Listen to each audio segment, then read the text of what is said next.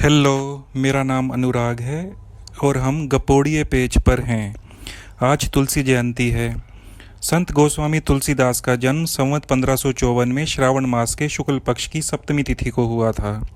तुलसीदास महान संत हैं और हम सबके जीवन पर उनका सीधा प्रभाव है। उन्होंने बहुत से ग्रंथों की और महाकाव्यों की रचना की है, तो इसलिए वह साहित्यकार और कवि भी हैं। उनके इस पक्ष को देखा जाए तो वह जनवादी कवि प्रतीत होते हैं और मानवीय संवेदनाओं का इतना गहरा, सुंदर और संवेदनशील चित्रण कम ही देखने को मिलता है। उदाहरणतया अपने ग्रंथ कवितावली में उन्होंने सामान्य जीवन पर लिखा है।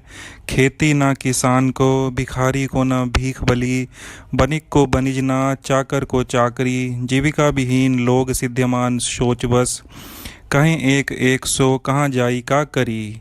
अर्थात किसान के पास खेती नहीं है, भिखारी को भीख नहीं मिलती है, वैश्य का व्यापार नहीं है और नौकरी वालों के पास नौकरी नहीं है। जीविका विहीन लोग केवल शौकवश हैं। सब एक दूसरे को कह रहे हैं कहाँ जाएं, क्या करें। कल इसी पेज पर लेखक हरिशंकर परसाई की बात हो रही थी। परसाई कम्युनिस्ट और अथीस्ट थे।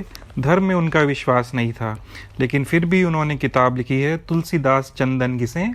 इसके अलावा भी उन्होंने तुलसीदास पर अन्य लेख लिखे हैं।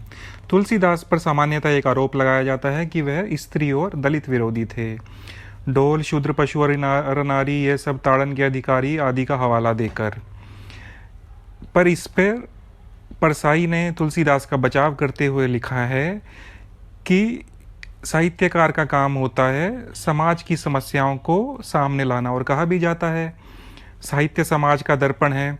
तो 16वीं शताब्दी का समाज जैसा भी था, तुलसीदास इस दोहे के रास्ते उसको हमारे सामने ले आए हैं।